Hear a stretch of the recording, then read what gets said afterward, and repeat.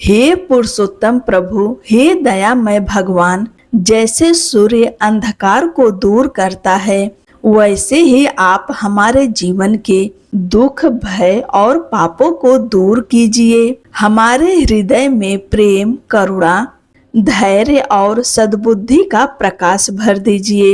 हे पुरुषोत्तम भगवान, हमसे जाने अनजाने में हुए सभी अपराधों को क्षमा करें। हमें ऐसा जीवन दीजिए जिससे माता, पिता, गुरु और समाज का सम्मान बढ़े। हमारे घर में सुख, शांति, समृद्धि और भक्ति का वास हो। जय श्री कृष्णा। आप सबका अपने चैनल पुण्य धर्म में स्वागत है।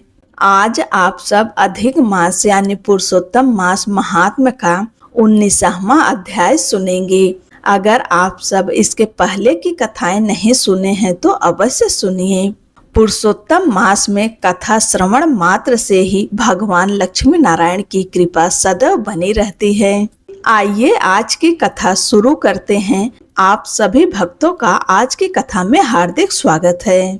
इस अध्याय में वाल्मीकि जी ने दृढ़ धनवा को नारायण के मुख से पूर्व जन्म का वृत्तांत सुनाकर तृप्त किया। इसके कारण नारद जी नारायण मुनि से कहने लगे, तपोधन दृढ़ धनवा वाल्मीकि मुनि से क्या कहा, सुमित विस्तार पूर्वक कहिए।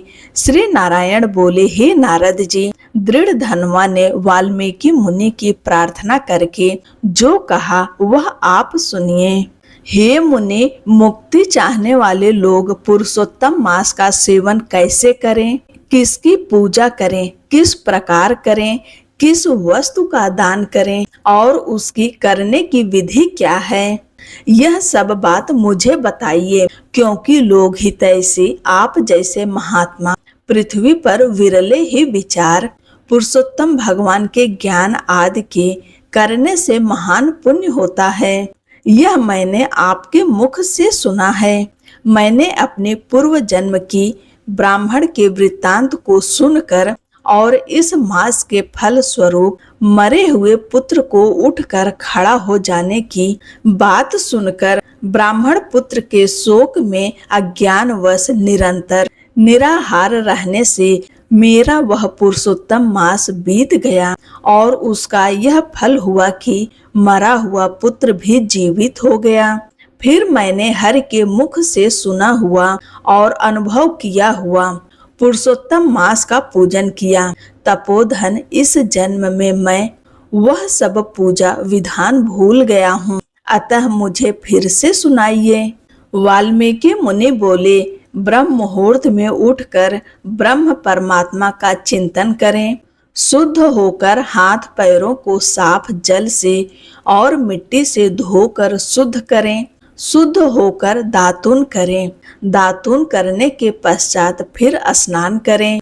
यदि आप इन दोनों में तीर्थ स्थल पर हैं तो तीर्थ स्थल पर भी शुद्धता का ध्यान रखें। इन दोनों में दातुन करते समय इस मंत्र को पढ़कर दातुन करें। हे वनस्पति, आप हमें आयु, बल, यश, तेज, संतान, पशु, धन, ब्रह्म ज्ञान और बुद्धि प्रदान करें। बिना छिद्र के 12 अंगुल की, बबूल की कनिष्ठ उंगली के समान मोटी, बिना गांठ की दातून करें। रविवार को दातून करना मना है, अतः 12 पलाश की शुद्ध लकड़ी से दातून करें। प्रातः काल भली भांति स्नान करें। समुद्र में मिलने वाली नदी का स्नान अधिक श्रेष्ठ माना गया है। बावड़ी, कुआं, तालाब में स्नान करना पंडितों ने मध्यम कहा है और गृहस्थ को घर में स्नान करना सामान्य कहा गया है। स्नान के बाद शुद्ध सफेद वस्त्र धारण करें। बुद्धिमान ब्राह्मण को अंगोछा सदा कंधे पर रखना चाहिए। प्रातः काल शुद्ध स्नान पर पूर्व की ओर या उत्तर की ओर मुख बांधकर जांघों के मध्य हाथों को करके कुश की पवित्रा पहनकर आचमन करें। ऐसा करने से पवित्री अशुद्ध नहीं होती, किंतु भजन करने से अशुद्ध हो जाती है, अतः इससे बचें। आचमन करके गोपी चंदन से तिलक करें। तिलक दंड की आकृति का सीधा हो, सुंदर हो। ऊर्ध्व पुंड्र लक्ष्मी जी सहित हरि भगवान का वास है और त्रिपुंड तिलक में पार्वती जी सहित साक्षात शंकर जी विराजते हैं। सफेद ऊर्ध्व पुंड्र तिलक ज्ञान देने वाला है, लाल तिलक मनुष्य को वश में रखने वाला है और पीला तिलक सब सिद्धियों को देने वाला है। इनके अतिरिक्त अन्य प्रकार के तिलक नहीं लगाने चाहिए। गोपी चंदन की माटी से शंख चक्र गदा पद्य धारण करें। यह सब पापों को नष्ट करने वाला और पूजा का अंग कहा गया है। जिनके शरीर पर शंख चक्र आदि हो उन्हें साधारण मनुष्य नहीं जानना चाहिए। वे भगवान के नित्य शरीर वाले हैं। जो शंख चक्र आदि को नित्य धारण करते हैं उनके शरीर के पाप पुण्य रूप हो जाते हैं। नारायण की ऐसी आयु है जिनका शरीर चिन्हों सहित रहता है। उनकी करोड़ों पापों से युक्त होने पर भी यमराज क्या कर सकता है। फिर प्राणायाम कर संध्या वंदन करें। प्रातः काल की संध्या जब तक तारे दिखते हों तब तक यथा विधि करें।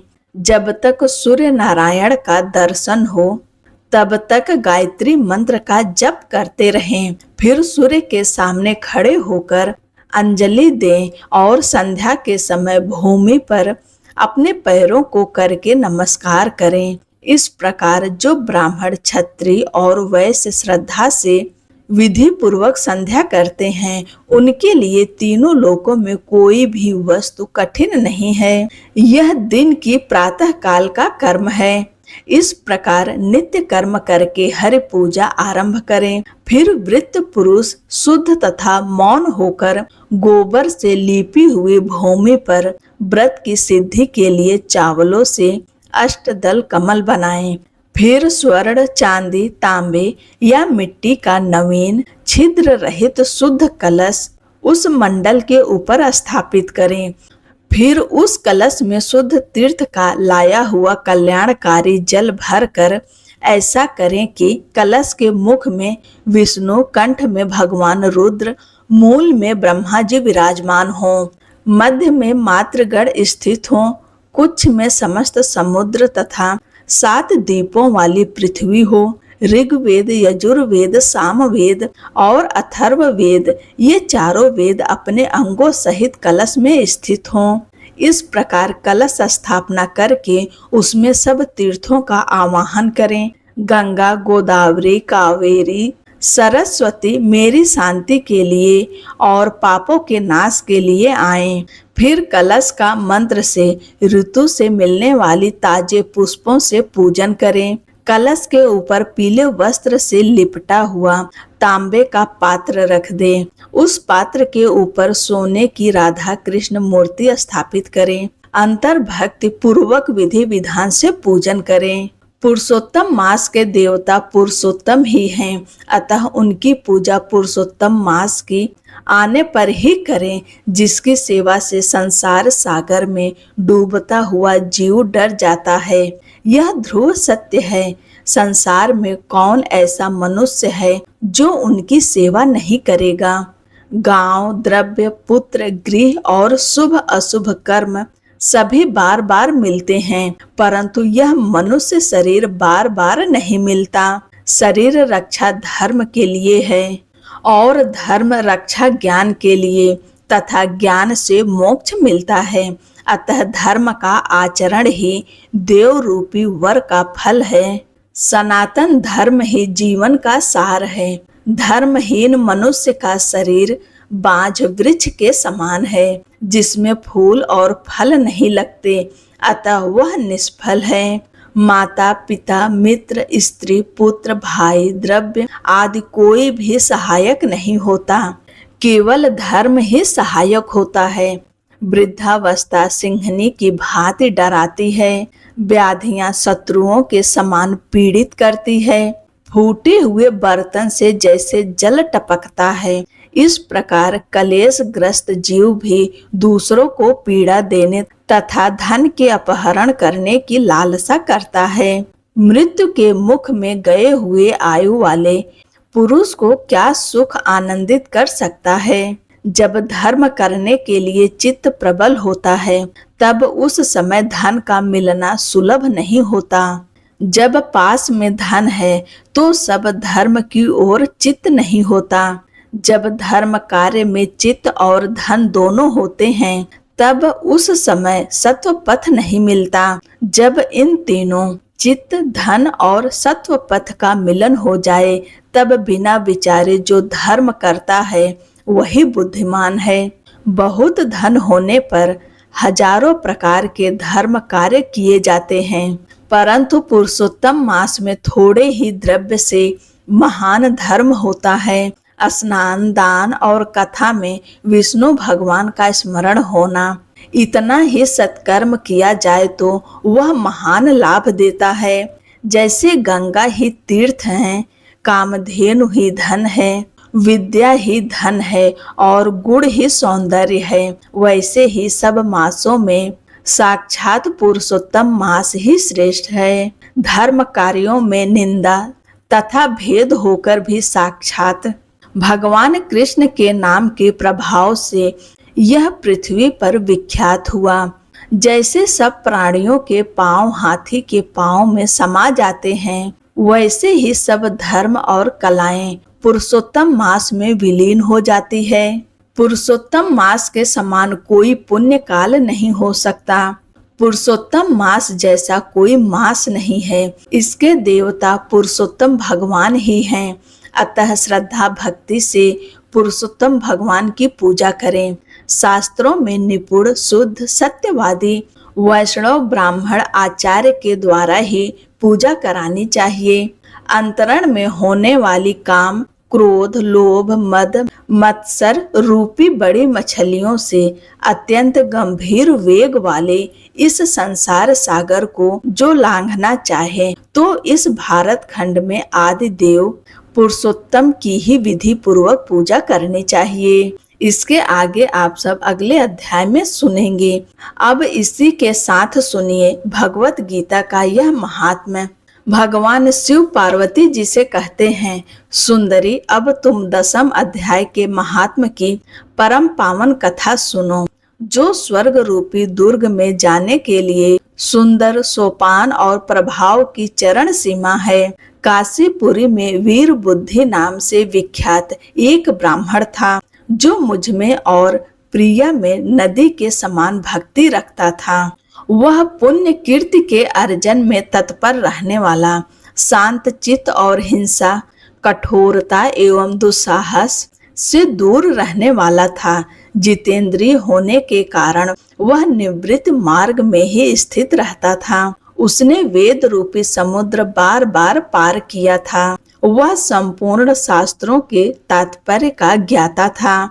उसका चित्त सदा मेरे ध्यान में संलग्न रहता था। वह माँ को अंतर आत्मा में लगाकर सदा आत्म तत्व का साक्षात्कार किया करता था। अतः जब वह चलने लगता, तब मैं प्रेमवश उसके पीछे दौड़ दौड़ कर उसे हाथ का सहारा देता रहता था। यह देखकर मेरे पार्षद भृंगी ऋषि ने पूछा, भगवान, इस प्रकार भला किसने आपका दर्शन किया होगा? इस महात्मा ने कौन सा जप तप अथवा ध्यान किया है कि स्वयं आप उसकी पग पग पर हाथ का सहारा देते हैं? भृंगी ऋषि का यह प्रश्न सुनकर मैंने इस प्रकार उत्तर देना आरंभ किया। एक समय की बात है, वन के भीतर चंद्रमा की अमृतमय किरणों से धुली हुई भूमि में एक वेदिका के आश्रय लेकर मैं बैठा हुआ था। मेरे बैठने के क्षण भर बाद ही सहसा बड़ी जोर की आंधी उठी। वहां की वृक्षों की शाखाएं ऊपर नीचे होकर आपस में टकराने लगी। कितनी ही टहनियां टूट टूट कर बिखर गई। पर्वत की अविचल छाया भी हिलने लगी। इसके बाद वहां महान भयंकर शब्द हुआ, जिससे पर्वत की कंदराएं प्रतिध्वनित हो उठी। स्वतंत्र आकाश से कोई विशाल पक्षी उतरा, जिसकी कांति काली मेघ के समान थी। वह कंजल की राशि, अंधकार के समूह अथवा पंख कटे हुए कल पर्वत का जान पड़ता था। पैरों से पृथ्वी का सहारा लेकर उसने मुझे प्रणाम किया और एक सुंदर नवीन कमल मेरे चरणों में रखकर स्पष्ट वाणी में स्तुति करनी आरंभ की। पक्षी बोला, देव आपकी जय हो। आप चित्त आनंदमयी सुधा के सागर तथा जगत के पालक हैं। सदा सद्भावना से युक्त एवं अनासक्ति की लहरों से उल्लासित हैं। आपकी वैभव कथा का अंत नहीं है। आपकी जय हो। अद्वितीय वासना से परिपूर्ण बुद्धि के द्वारा आप त्रिवेणी मेलों से रहे हैं। आप जितेंद्रिय भक्तों के अधीन रहते हैं तथा ध्यान में आपके स्वरूप का साक्षात्कार होता है। आप निर्गुण हैं। आपके चरण कमल शरणागत भक्तों की रक्षा करने में प्रवीण है। अपने भयंकर रूपी महासर्प की विश्व ज्वाला से आपने कामदेव को भस्म किया है। आपकी जय हो। आप प्रत्यक्ष आदि प्रमाणों से दूर होते हुए भी प्रमाणीय स्वरूप हैं। आपको बार बार नमस्कार है। चैतन्य के स्वामी तथा त्रिभुवन रूप उद्धारक आपको प्रणाम है। मैं श्रेष्ठ योगियों द्वारा चूमे गए आपके उन चरण कमलों की वंदना करता हूँ जो अपार भव पाप के समुद्र से पार उतारने में अद्भुत शक्ति रखते हैं। महादेव सक्षम बृहस्पति भी आपकी स्तुति करने की दृष्टि नहीं रखते। फिर मेरे जैसे छोटे बुद्धि वाले पक्षी की क्या बात है। उस पक्षी की वचन सुनकर मैंने उससे पूछा, विहंगम तुम कौन हो और कहाँ से आए हो। तुम्हारी आकृति तो हंस जैसी है मगर रंग कौवे का मिला है। तुम किस प्रयोजन को लेकर यहाँ आए हो, बताओ। पक्षी बोला, विवेक मुझे ब्रह्मा जी का हंस जानिए। धुर्जटी जी के कर्म से मेरे शरीर में इस समय काली वर्ण आ गई हैं। प्रभु यदि आप सर्वज्ञ हैं तो आपसे कोई बात छिपी नहीं है। तथापि यदि आप पूछते हैं तो मैं बताता हूँ। सौराष्ट्र नगर के पास एक सुंदर सरोवर है जिसमें कमल नहले रहते हैं। उसमें से बाल चंद्रमा के टुकड़े जैसी श्वेत मृणालों की घास लेकर मैं बड़ी तीव्र गति से आकाश में उड़ रहा था। उड़ते उड़ते सहसा वहां से गिर पड़ा। जब होश में आया और अपनी गति का कोई कारण न देख सका तो रोने लगा। आहो, यह मुझ में क्या आ पड़ा। आज मेरा पतन कैसे हो गया। पकी हुई कपूर के समान मेरे श्वेत शरीर में यह काली माया कैसे आ गई। इस प्रकार विस्मित होकर मैं अभी विचार ही कर रहा था कि उसी पोखरी के कमल में से मुझे एक ऐसी वाणी सुनाई दी, हंस उठो, मैं तुम्हारे गिरने और काला होने का कारण बताती हूँ। तब मैं उठकर सरोवर के बीच गया और वहाँ 5 कमलों से युक्त एक सुंदर कमलिनी को देखा। उसको प्रणाम करके मैंने उपस्थित होकर अपने पतन का कारण पूछा। वह बोली, तुम्हें पृथ्वी पर गिरना पड़ा, इस कारण तुम्हारे शरीर में काली माया दिखाई देती है। तुम्हें गिरा देखकर मेरे हृदय में दया भर आई और जब मैं इस मध्य कमल के द्वारा बोलने लगी उस समय मेरे मुख से निकली हुई सुगंध को सुनकर 60,000 भौरे स्वर्ग लोक को प्राप्त हो गए। पक्षीराज जिनमें इतना वैभव और ऐसा प्रभाव आया वह मैं बताती हूँ, सुनो। इस जन्म से पहले तीसरे जन्म में मैं इस पृथ्वी पर एक ब्राह्मण की कन्या के रूप में उत्पन्न हुई थी। उस समय मेरा नाम सरोज वदना था। मैं गुरुओं की सेवा करती हुई सदा एकमात्र ब्रह्मचर्य के पालन में तत्पर रहती थी। एक दिन मैं अपनी माता को पढ़ा रही थी। इससे कुछ विलंब हो गया। इससे पति देवता कुपित हो गए और उन्होंने मुझे श्राप दिया, पापनी तू मैं हो जा। ऐसा करके यदि मैं ही हुई तथापि पति की प्रसन्नता से मुनियों के घर में मुझे आश्रय मिला। एक मुनि कन्या ने मेरा पालन पोषण किया। मैं जिनके घर में थी वे ब्राह्मण प्रतिदिन प्रातःकाल विभूति योग नाम से प्रसिद्ध गीता के 10वें अध्याय का पाठ करते थे और मैं उस पाप हरि अध्याय को सुना करती थी। विहंगम काल आने पर मैं का शरीर छोड़कर 10वें अध्याय के महात्म से स्वर्ग लोक में अप्सरा हुई। मेरा नाम पद्यावती हुआ और मैं पद्या की प्यारी सखी हो गई थी। उसी समय कमल से सुशोभित इस रमणीय सरोवर पर मेरी दृष्टि पड़ी और इसमें उतरकर जैसे ही मैंने जल क्रीड़ा आरंभ की, त्यों ही दुर्वासा मुनि आ गए। उन्होंने मुझे वस्त्रहीन अवस्था में देख लिया। उनके भय से मैंने स्वयं ही एक कामनी का रूप धारण कर लिया। मेरे दोनों पैर 2 कमल हो गए, दोनों हाथ भी 2 कमल हो गए और शेष अंगों के साथ मेरा मुख भी 1 कमल हो गया। इस प्रकार मैं 5 कमलों से युक्त हुई। मुनिवर दुर्वासा ने मुझे देखा। उनकी नेत्र क्रोध अग्नि से जल रहे थे। वे बोले, पापने, तू इसी रूप में 100 वर्षों तक पड़ी रहेगी। यह सुनकर भी क्षण भर में अंतर ध्यान हो गए। कामनी होने पर भी विभूति योग अध्याय की महिमा से मेरी वाणी युक्त नहीं हुई। मुझे लंघने मंत्र के अपराध से तुम पृथ्वी पर गिरे हो। पक्षीराज यहाँ खड़े हुए तुम्हारे सामने ही आज मेरे श्राप की निवृत्ति हो रही है, क्योंकि आज 100 वर्ष पूरे हो गए। मेरे द्वारा कहे जाते हुए उस उत्तम अध्याय को तुम भी सुन लो। उसके श्रवण मात्र से तुम भी आज ही मुक्त हो जाओगे। यह कहकर पद्मिनी ने स्पष्ट एवं सुंदर वाणी में 10वें अध्याय का पाठ किया और वह मुक्त हो गई। उसे सुनने के बाद उसने यह उत्तम कमल मुझे अर्पण किया। इतनी कथा सुनकर उस पक्षी ने अपना शरीर त्याग दिया।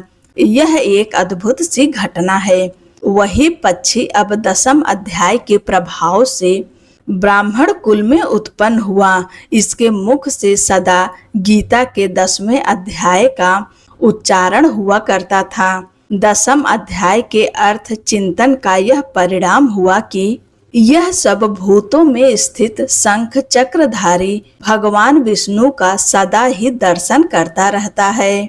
इसकी स्नेह पूर्ण दृष्टि जब कभी किसी देहधारी के शरीर पर पड़ती है, तब वह चाहे शराबी हो या ब्रह्म हत्यारा मुक्त हो जाता है तथा पूर्व जन्म में अभ्यास किए हुए 10वें अध्याय के महात्म से इसको दुर्लभ तत्व ज्ञान प्राप्त है तथा इसने जीवन मुक्ति भी पाली है। अतः जब यह रास्ता चलने लगता है तो मैं इसे हाथ का सहारा नहीं देता। यह महात्म है पार्वती, इस प्रकार मैंने भृंगी ऋषि से कही थी। वही यहाँ तुमसे भी कही। वह हो या नए अथवा कोई भी क्यों ना हो, इस 10वें अध्याय के महात्म के श्रवण मात्र से उसे सब आश्रमों के पालन पोषण का फल प्राप्त होता है। ओम नमो भगवते वासुदेवाय नमः।